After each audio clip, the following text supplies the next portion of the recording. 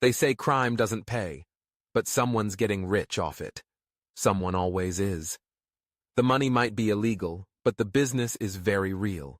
In fact, the business of crime is more organized, more profitable, and more global than you might think.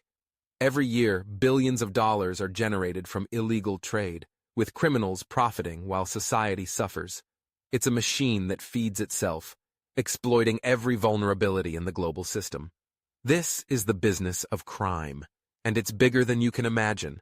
Love what you're watching? QR's on screen. Scan it and join the community. Don't miss what's coming next. When you hear the word crime, you might think of a guy in a hoodie hacking into a computer, or a thug holding up a store. But crime today is a sophisticated operation, a global economy of black markets, hidden networks, and underground industries that run as efficiently as any legitimate business. It's a web of illegal activity, far beyond what most people understand or ever encounter. Black markets are everywhere. From counterfeit goods to human trafficking, from stolen data to illegal drugs, the illegal trade has its hands in everything, and it's a multi-trillion-dollar industry.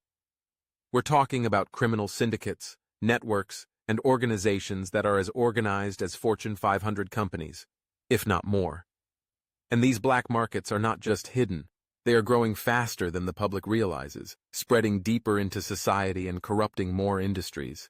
How does it all work? And who's running it? Let's break it down. The first thing to understand is that black markets aren't just a rogue operation run by a few criminals. They are massive, deeply organized industries.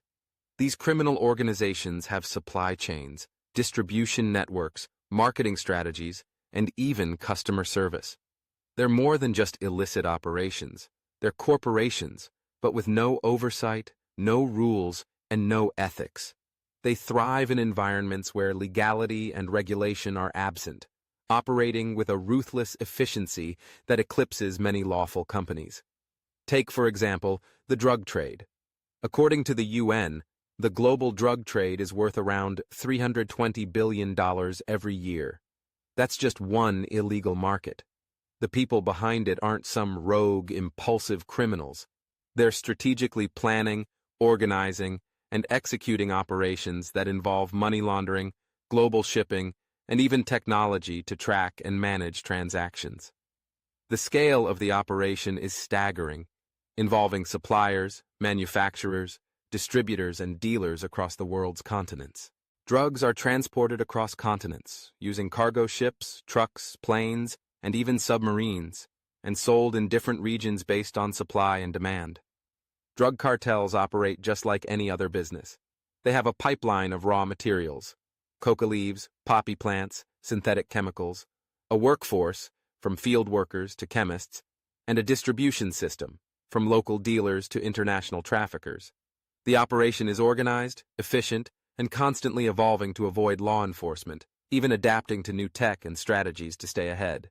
The global black market for counterfeit goods is also a huge industry, with estimates showing it's worth over $1.7 trillion. From fake luxury items like watches and handbags to electronics and pharmaceuticals, counterfeit goods are big business. These fake items are often produced with the same precision and quality as their authentic counterparts, making it difficult to tell the difference unless you know exactly what to look for.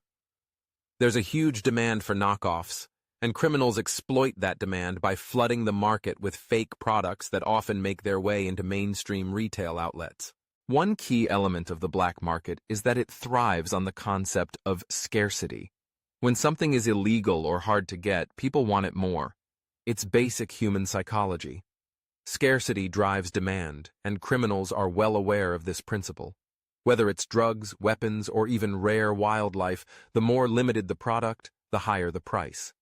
Criminals use this principle effectively by creating and maintaining high demand through clever marketing tactics, manipulating the perception of rarity. Take human trafficking, for example. The global human trafficking industry is worth an estimated $150 billion. This involves everything from forced labor to sexual exploitation, and it's an underground trade that operates in the shadows of society. It's driven by demand. People are willing to pay for cheap labor, cheap sex, or illegal adoptions, and criminals are eager to meet that demand.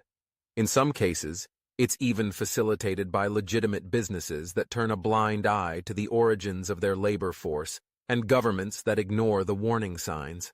The illegal arms trade is another massive black market.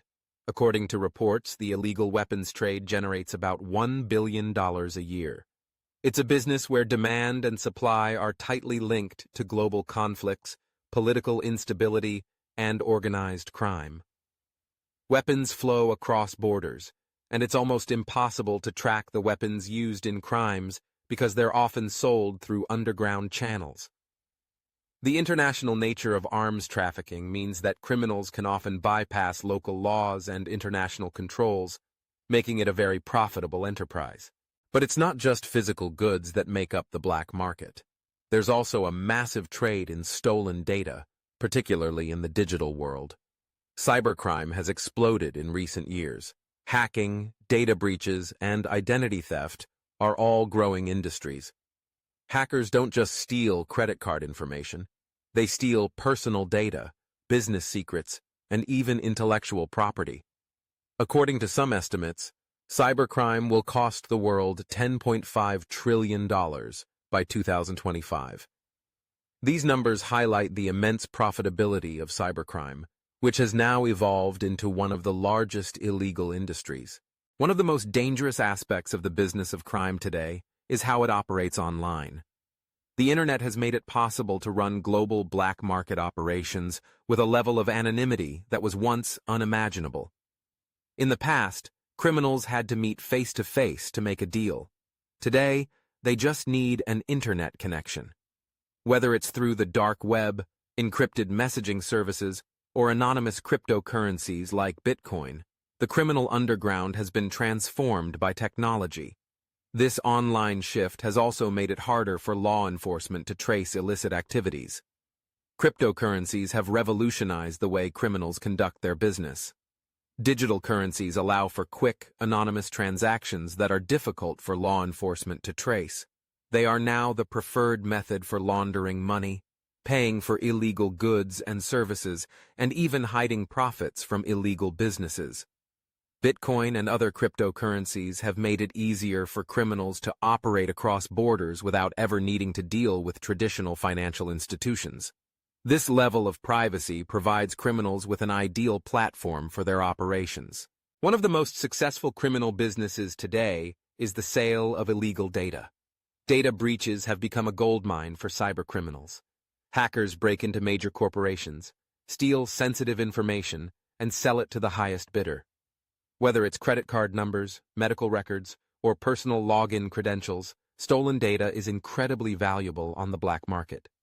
Criminals also use stolen data to launch phishing attacks or carry out fraud, selling it in bulk to other criminals who use it to exploit victims and maximize profits.